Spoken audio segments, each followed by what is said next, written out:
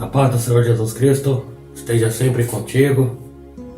Que Deus te abençoe, meu irmão e minha irmã. Louvado seja Deus pela tua vida. Quero agradecer aqui o carinho da tua companhia e a credibilidade que os irmãos têm dado a nós, tá bom? Profetizo sobre a tua vida que a paz de Deus, que excede a todo entendimento, guarde teu coração e os teus pensamentos em Cristo Jesus, nosso Senhor. Amém? Diz amém aí onde você está. Vamos meditar na palavra, irmãos. Se puder me acompanhar aqui na leitura, em Juízes capítulo 11, versículo 1 e versículo 2. Juízes capítulo 11. Era então Jefté, o gileadita, homem valoroso, porém filho de uma prostituta. Mas Gileade gerara a Jefté. Também a mulher de Gileade lhe deu filhos. Sendo os filhos desta mulher já grandes, expulsaram Jefté e disseram: não herdarás na casa do nosso pai, porque és filho de outra mulher. Quero falar aqui, irmãos, sobre votos. Os irmãos católicos, eles chamam de promessa. Não importa. De um jeito ou de outro, o sentido é o mesmo: voto, promessa, compromisso. Mas qual será o significado de voto? Segundo o dicionário bíblico, voto significa uma promessa em termos solenes, voluntária, feita a Deus por uma pessoa, que voluntariamente se obriga a realizar um ato para promover a sua glória ou abster-se de qualquer ato com o mesmo fim em vista. Na dispensação do Antigo Testamento, os votos eram comuns. Está lá em Números capítulo 30. Na lei estava estabelecido um preço de resgate por votos, com respeito às coisas oferecidas ou a pessoas consagradas. Levítico capítulo 27. Todavia, supõem alguns que este dinheiro devia ser pago em adição à oferta da pessoa, como visível declaração de que havia sido consagrada a Deus, conforme Gênesis 28, Juízes 11:30 e 1 Samuel capítulo 1, versículo 11. Havia também, irmãos, votos voluntários, Deuteronômio 23, Eclesiastes 5:5 e Atos 5. E também os votos obrigatórios, Números capítulo 30. E havendo também algumas exceções em Números capítulo 30. A violação dos votos no Antigo Testamento era castigado. 1 Samuel 1:24. Não, é 1:24 isso. Certos votos particulares, irmãos, descritos no Antigo Testamento foram os de Jacó, Jefté, mãe de Mica, Ana, Eucana, dos marinheiros e de Jonas. E em Atos 18 e 21:23 temos provas de certas determinações acerca dos votos no tempo dos apóstolos. Amém?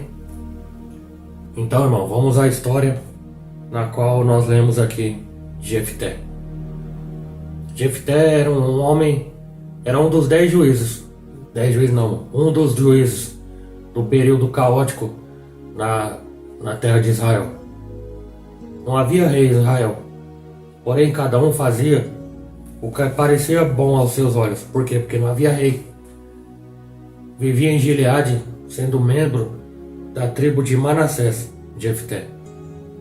A história de Jefté é curiosa, controversa e ao mesmo tempo não conclusiva. Ele nasceu e viveu num contexto familiar desorganizado. Sua mãe, como diz a palavra, era uma prostituta. Seu pai tinha muitos filhos de outros relacionamentos. Assim, Jefté, em todo e qualquer contexto histórico, diante da sua origem e consequências familiares, seria fadado ao insucesso diante das suas circunstâncias. Alguém lançado à marginalidade, sem pai, sem mãe, sem irmãos e sem lar, tendo que vencer os traumas para se posicionar de forma relevante à sociedade. O que acontece a Jefté após ser expulso de casa? A Bíblia diz que ele foi habitar na terra de Tobi. Junto com homens levianos ele viveu. Se meteu, vamos dizer, com más companhias. Mas a facilidade de adaptação de Jefté demonstra que ele tinha a capacidade de liderança. Então, como a Bíblia diz, Jefté era valente, valoroso e líder, cheio de qualidades, com um contexto de dificuldades. Quantas pessoas hoje talvez não se identificam com Jefté? Ele precisaria não chorar o abandono e a desgraça familiar, mas investir esforços para ser feliz através daquilo que lhe era próprio: a liderança, a força e o valor. A história, irmãos, demonstra um homem motivado e disposto a vencer, tanto que chama a atenção dos anciãos daquela nação de Israel. Em um momento crítico da nação, ele foi lembrado e também foi solicitado. Lembraram dele na hora da dificuldade. Olha que coisa. A palavra de Deus diz assim: volte para Gileade, venha ser conosco para combater contra os filhos de Amon e seja cabeça sobre nós, ou seja, seja líder sobre nós. Para quem não desanima e não se entrega à má sorte, chegará esse momento de relacionamento e vitória. E foi o que aconteceu com o Jefté. O Jefté valoroso era maior que a sua história natural de desamparo familiar. E essa é uma lição para nós. Tem semelhança com sair de trás das malhadas, deixar o anonimato, ser exaltado por ter nascido humilhado, mas não passar a vida lamentando. O destino empurrava Jefté para o caos. Ele, porém, prevalecia pela coragem e a vontade de ser feliz. Eu te pergunto, você tem vontade de ser feliz? Em Juízes 11:29 diz: então o Espírito do Senhor se apossou de Jefté. Ele atravessou Gileade e Manassés e passou por Mispá de Gileade, e daí avançou contra os amonitas. Sendo assim, Israel venceu, e a participação dele foi decisiva, até que nomearam Jefté como juiz da nação de Israel. Julgou Israel por 6 anos, sendo sepultado depois da morte na cidade de Gileade. E Jefté, irmãos, cujo nome significa Deus abre, entra para o rol dos juízes de modo louvável. Deus, de fato, abriu o caminho e deu oportunidades a esse guerreiro, que soube ser um diplomata e também um militar. Antes de partir, irmão, para a luta armada, ele tentou dialogar com as nações inimigas, propondo um acordo. Veja só, quem diria alguém tratado com tanto desdém soubesse tratar os outros de forma tão complacente? O diferencial de Jefté. Então a história deste homem pode nos ensinar muito. Agora, também conhecido a história de Jefté, algo tanto quanto intrigante e controverso na vida deste homem. Não se sabe certo como tudo aconteceu, porque a narrativa aqui não dá muitos detalhes, né? E por mais que seja motivo aí de debates, de especulações, ninguém conseguiu decifrar o fato do porquê aconteceu vamos dizer, uma catástrofe na volta aí da batalha. E esse acontecimento faz com que esse homem seja lembrado, infelizmente, como um homem imprudente e apressado. Aí que entra o tema. Ele fez um voto ao Senhor. Diz a Bíblia que se totalmente deres os filhos de Amon na minha mão, aquilo que sai da minha porta, da porta da minha casa, e sairá ao meu encontro, voltando eu dos filhos de Amon em paz, isso que sair de lá da minha porta será do Senhor em holocausto. Juízes 11:31. Você entendeu? Para compreender melhor esse voto, seria necessário conhecer a intencionalidade dele.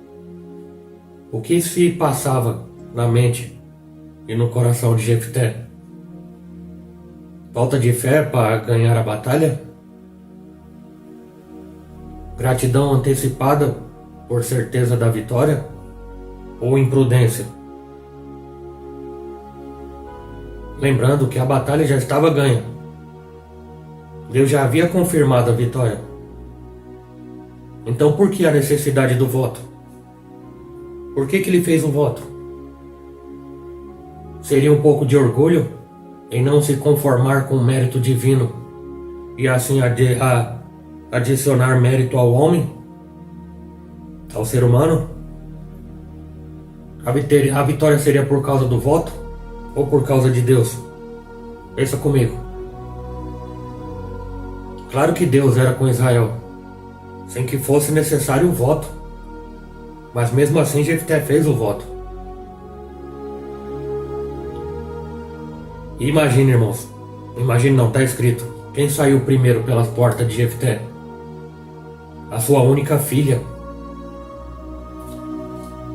Ele poderia ter recorrido ao santuário de Siló e requerer a anulação do voto, junto ao sacerdote Eli e ao profeta Samuel. Mas ele também não fez isso. E mais uma vez, fica a interrogação. O porquê? Por que ele fez isso? Por que ele não foi lá e anulou? Apesar de se mostrar decepcionado e surpreso com o desfecho do seu voto, ele mantém as palavras.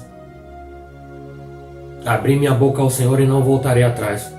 Minha filha, o que votei pagarei. Juízes 12:34.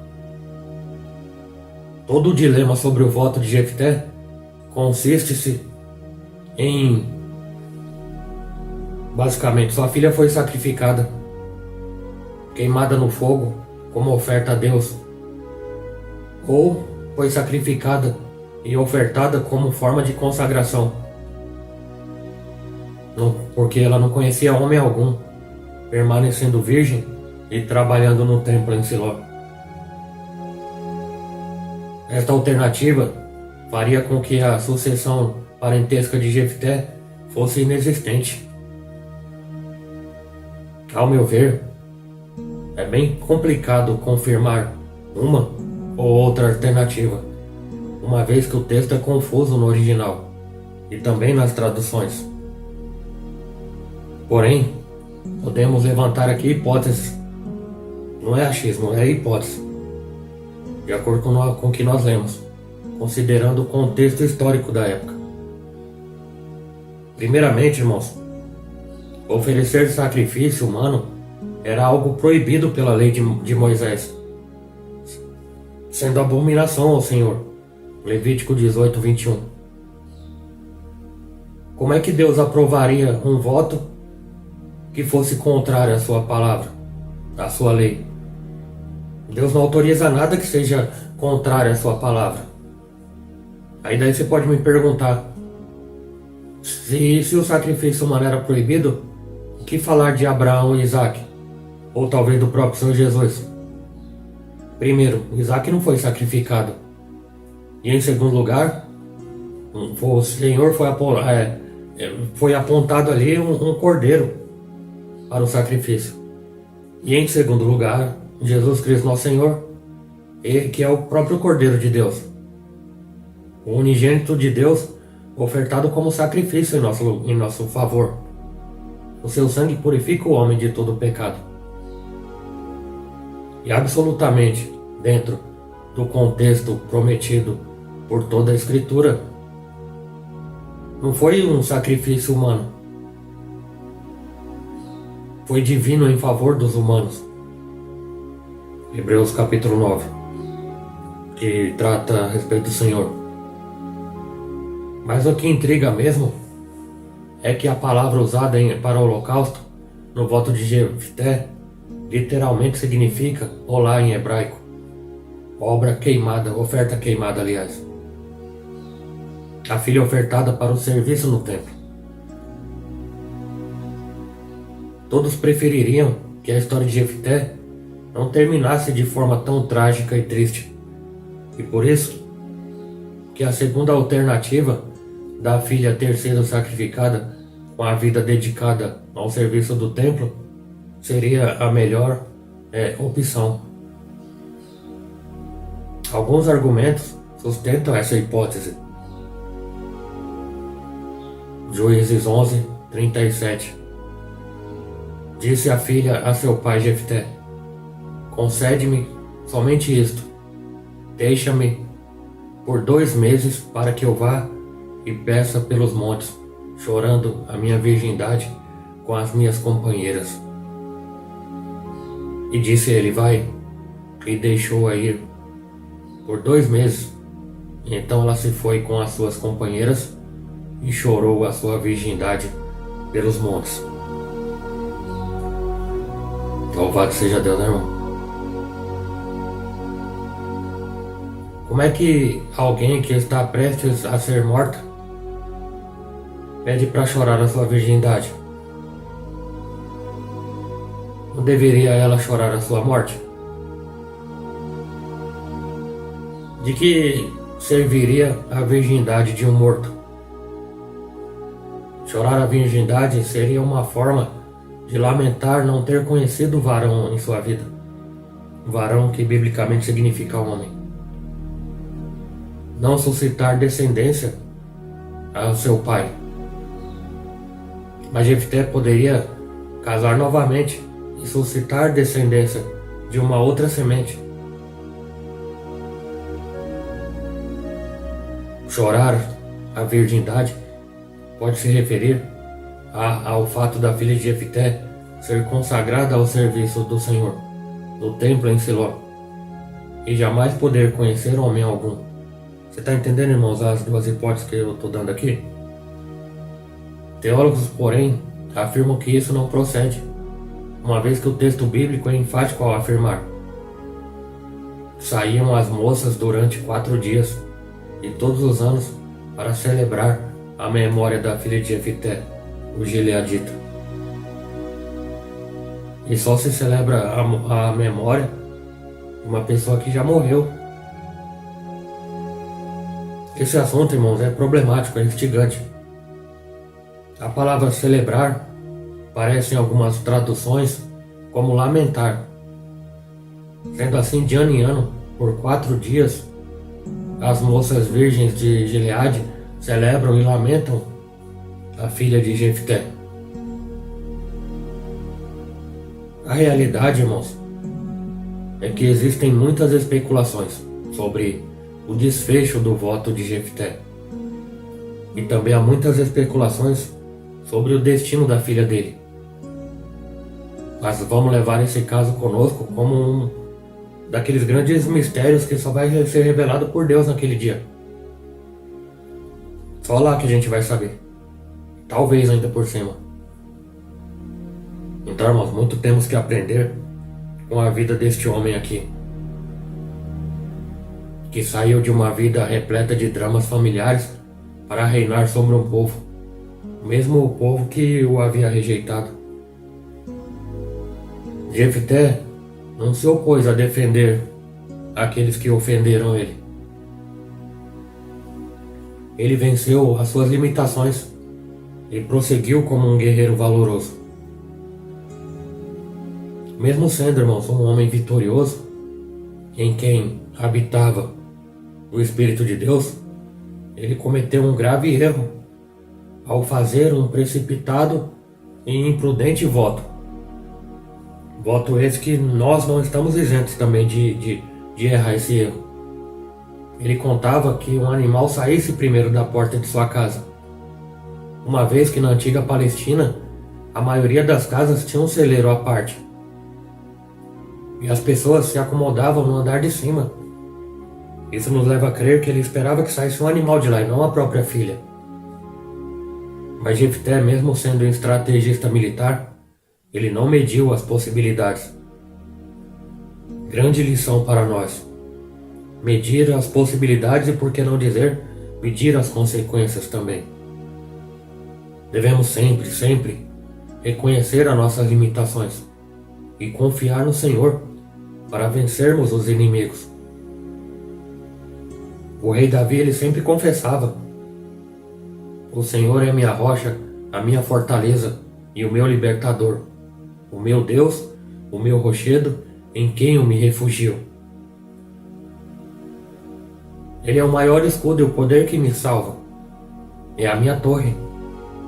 Salmo 18. O voto de Jefté, podemos dizer que foi como uma loteria, um jogo de roleta russa. E isso não agrada ao Senhor.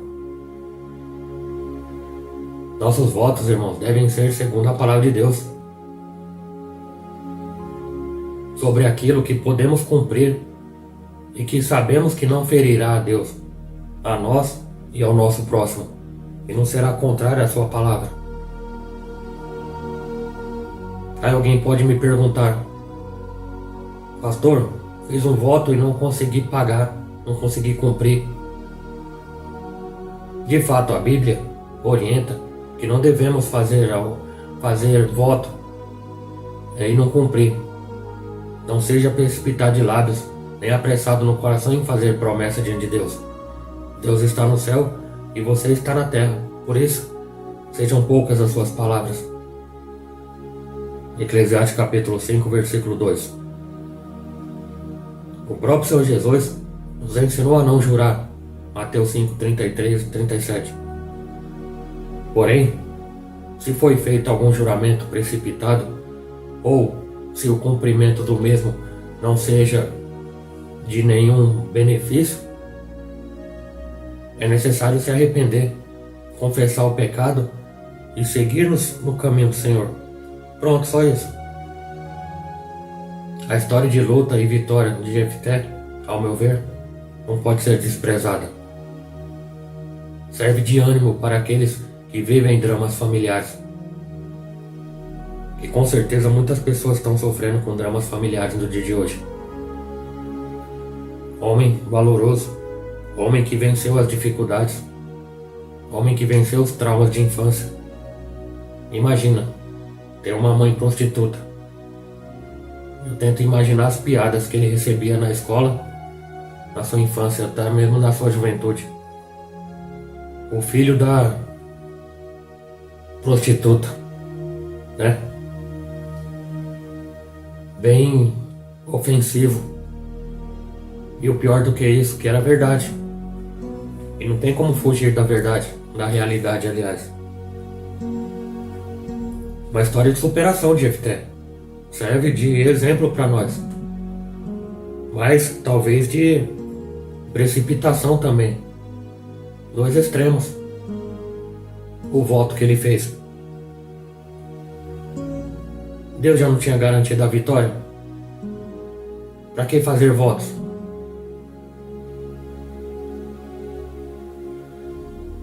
Tem coisas que não são necessárias. Nossa confiança está no Senhor. Se Ele disse, Ele não vai fazer. Nós fazemos a nossa parte. Eu lembro, irmãos, uma vez eu congregava numa igreja, que hoje ele é amigo meu, pastor lá no Brás, aqui no centro de São Paulo. E ali diante da pregação, nós, pentecostais, ou neopentecostais, ou qualquer igreja, não importa, nós nos emocionamos e muitas vezes somos movidos de íntima compaixão besteirada, vamos dizer assim, e acabamos fazendo e agindo conforme as nossas emoções. A emoção que se aquece no momento. É como diz, no calor da emoção. E foi dito, como é dito em muitos lugares, faça o voto ou até mesmo de forma involuntária, erga sua mão e repita comigo.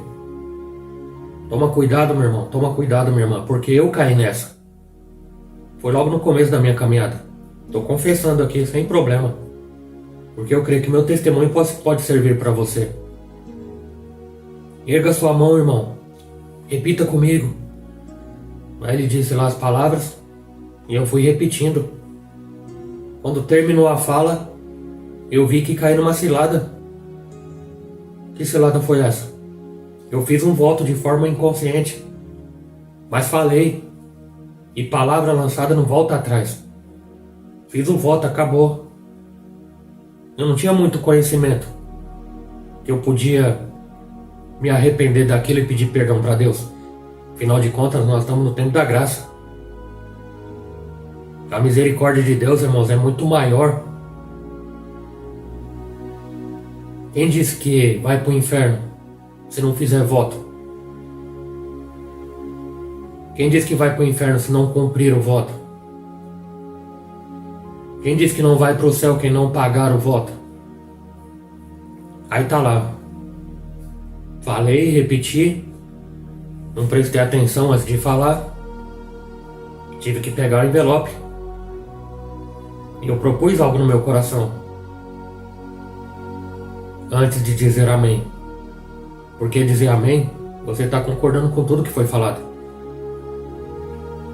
E passou um tempo, né, irmãos, para mim poder adquirir aquilo na qual eu tinha proposto no coração.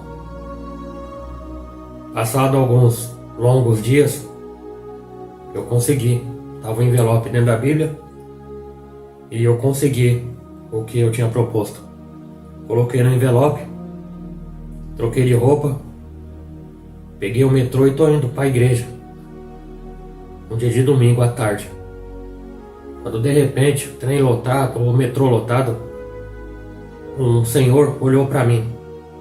Um senhor de camisa, de botão, uma calça social e aquele chinelo. Chama chinela, né? Ao parque. Olhou para mim, apontou o dedo no meio da multidão. Compra, senão você vai pagar preço. Aquilo me deu um gelo na hora. Falei, misericórdia. Eu ainda quis questionar, mas senhor, o senhor não sabe que eu estou indo para a igreja? O senhor não sabe que eu estou com voto aqui para cumprir? Isso é alerta para você, o senhor disse. Isso é alerta para você vigiar e não cair nas armadilhas. Desci do metrô, irmãos. Fui correndo para a igreja sem olhar nem para a direita nem para a esquerda, muito menos para trás. Porque ali eu estava decidido que nada ia me parar. Primeira coisa que eu fiz, fui lá na urna da igreja e dispensei. Vou dizer assim, né, irmãos? Dispensei aquele envelope e tô livre. Ufa, tô livre. Daquele dia em diante, irmãos, eu adquiri conhecimento e vi que é muito sério. Pedi perdão para Deus e voto hoje ou na eleição para presidente, governador, prefeito, ou numa hora aí que talvez minha fé esteja meio balançada assim, eu fazer alguma coisa, né, irmão? Mas negócio de pegar tudo que é envelope por aí, negativo. Eu já vi pessoas com coleção de envelope em casa. Voto disso, voto daquilo, voto do sacrifício. É engraçado que as pessoas não fazem campanha de conversão. A gente não vê campanha de arrependimento. A gente vê campanha de propósito. Me dê 500, me dê 1000, me dê sua casa. Cuidado, irmãos. Tem que vigiar na terra. Deus prometeu que vai te dar? Para que fazer voto com algo que Deus já prometeu? É como nós vimos aqui na história de Jefté. Será que ele queria mérito para ele mesmo? Ou dar um mérito para o voto? O voto do milagre. Quando o Senhor Jesus esteve na terra, quem fez voto para alcançar a cura? Houve dedicação, esforço, levantar da zona de conforto. Ah não, mas isso hoje em dia ninguém quer fazer. Poucas pessoas. Para você talvez não ficar chateado comigo, poucas pessoas querem fazer isso. Não. É melhor que eu fique aqui na minha zona de conforto. Se porventura eu tenho dinheiro, eu pago para o pastor orar por mim. Eu pego o envelope e vai cair o milagre como se fosse uma barganha. Isso não funciona, irmãos. E pior do que isso, desagrada ao Senhor. Então, irmãos, o que eu digo aqui, para encerrar. Você que assistiu até agora, você tem um conhecimento. Eu já te dei a direção aqui. Quer dizer, Deus deu através da minha vida. Preste atenção no que você promete. Você católico. Cuidado com as promessas. Você, crente, cuidado com os votos. Não faça no calor da emoção. Nossa emoção muitas vezes fala mais alto. E nós tomamos atitudes impensadas, sem medir as consequências. Então, a partir desse momento você já tem um conhecimento. Ah, pastor, mas eu já fiz um voto. Você vai cumprir? Qual situação você se encontrava quando você fez o voto? Você tinha conhecimento da palavra? Você era um cristão? Ou talvez você não caiu no calor da emoção? Ou talvez Deus não tinha falado ao seu ouvido que Ele entregaria a bênção que você tanto deseja? Se for esse caso, irmão ou irmã, peça perdão para Deus. Explique para Ele o que aconteceu. Ele já sabe. Mas Ele quer que você fale em oração. Senhor, eu fiz isso sem pensar. Deus conhece o coração, minha irmã. Deus conhece o coração. A palavra de Deus diz: aquele que confessa o pecado e deixa, alcança a misericórdia. Mais uma vez eu digo, a misericórdia de Deus é muito maior do que o nosso besteirol. Muitas coisas, irmãos, que a palavra mais suave que eu posso usar aqui é besteira. A palavra besteira.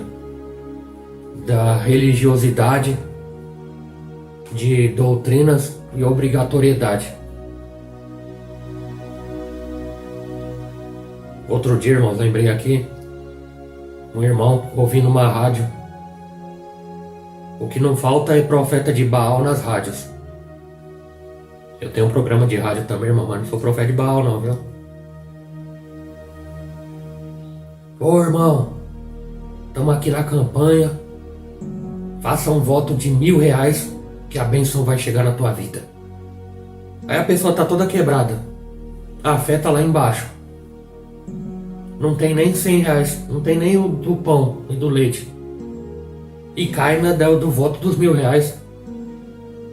Ô irmão, manda sua mensagem pra cá, pro WhatsApp, que eu vou conversar com você pessoalmente. Aí tá. Aí o amigo pega e manda mensagem lá. O apóstolo. Outro dia o rapaz chegou pra mim e falou que era apóstolo. Eu falei, como que era Jesus? Não sei. Ué, você não é apóstolo? Você não andava com Jesus? Mas tudo bem, né? Aí descobri que chegou a informação pra mim. Descobri que ele tinha uma mensagem já escrita, editada. Ele copiava e colava para todos os contatos que enviava mensagem para ele. Ele nunca usava o nome, porque não dava tempo. Agora você imagina, irmãos, R$1.000 de cada ouvinte para comprar a bênção. É muito conveniente, é muito fácil, isso não pode ser. Eu não acredito nisso. Eu não tenho fé para isso, pronto. Essa é a palavra, eu não tenho fé para isso. Para ser enganado? Ô irmão, veja bem, quem vai dar conta é ele, irmão. Eu tenho um cérebro. Uma coisa é ser enganado, outra coisa é deixar ser enganado. Ô apóstolo, Eu não tenho R$ 1.000, pode ser 500, pode. Você acha que o lobo devorador vai dispensar? A ovelha gorda ele tira toda a gordura. A ovelha cheia de lã ele vai tirar toda a lã. Se tiver metade da lã crescida, ele vai tirar a metade da lã crescida. E foi o que aconteceu. Jogou fora R$ 500. Para não dizer jogou fora, deu para ele talvez encher o tanque da BMW dele. Pois é. Faça o sacrifício. Algumas coisas, irmão, que são vergonha. E você não precisa cair nisso. Porque você é inteligente, cara. Você é inteligente. Toma posse. Deus já te deu inteligência, já. Por que não usa? Sacrifício. Para um rico não é sacrifício tirar a mão do bolso e dar R$ 1.000.000. Sacrifício para ele é sair da zona de conforto. É ir orar. Em vez de dar R$ 1.000 pro pastor, por que não vai orar? Por que não acorda de madrugada? Por que não obedece a Deus? Quer sacrifício? Para de fumar. Quer sacrifício? Para de beber. Faz sacrifício com o Senhor, faz voto com o Senhor. Senhor, eu vou parar de beber. Se vira, se prometer. Eu não estou falando para você prometer isso. Mas se prometer tem que se esforçar e não fazer mais, não. Isso é sacrifício. De obediência. Ah não, mas eu tenho que manter o templo. Eu tenho que manter o elefante branco lá. Que pós-pandemia a gente sabe como tá, né? Que não precisa eu falar aqui. Sustentar a vaidade de homens e mulheres que tira de quem não tem. Cuidado, irmão, para não fazer esse tipo de voto. Você promete para Deus. Muitos que não conhecem a verdade. Aí fica fazendo sem conhecer. Mas não busca conhecimento. É Deus conhece? É Deus conhece. Mas cada um de nós vai dar conta. Vai dar conta, irmão. Tá aí, né? Tá aí o conhecimento disponível. Quem quer, quer. Quem não quer, não quer. Há poucos instantes, irmão, tava aqui. Liguei a televisão para ver o noticiário, ver o que acontece no mundo. E me deparei com um canal católico. Eu fui católico muitos anos da minha vida. Eu tava dando glória a Deus pelos católicos ali, irmãos. Os crentes quiserem achar ruim comigo, acha. Católico pregando mais do que os crentes. O padre. O padre pregou 40 minutos. Tem igreja por aí que nem pregação tem. E outra, irmão. Igreja que não tem pregação, Jesus não está nela. Se não tem a palavra, onde Jesus está nisso? Alguns canais por aí que não tem palavra, só tem falação da vida dos outros. Eu tô falando aqui de coisa de crente. Aí que tá o problema, os crentes. Eu quero te falar uma coisa, meu irmão. Muitas coisas que têm acontecido aí em muitos lugares não é culpa de Deus. A culpa é nossa. Nossa, sim.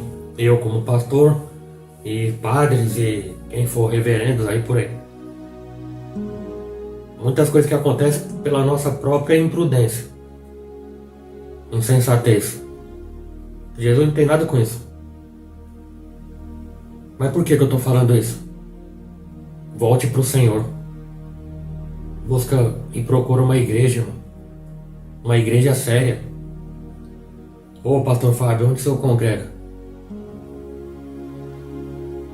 Busca uma igreja, irmão. Ore a Deus e busca uma igreja séria para você poder congregar. Que a Bíblia diz, congregais. E a Bíblia também diz, ó quão bom e suave que os irmãos estejam em união. Congregue, vai adorar a Deus, vai aprender mais da Bíblia, ouvir pregações. E na medida do possível e da disponibilidade, assista aqui os vídeos do pastor Fábio, da missionária Fátima, tá bom? Desejo mais uma vez que Deus te abençoe, que Deus te guarde, que Deus te proteja. Que o grande amor de Deus, a graça do Senhor Jesus Cristo e a doce consolação do Espírito Santo esteja sempre convosco, não somente hoje, mas para todos sempre. Quem crer diz, amém. Se Deus é por nós, quem será contra nós? Operando Deus, quem impedirá? Deus abençoe, em nome do Senhor Jesus.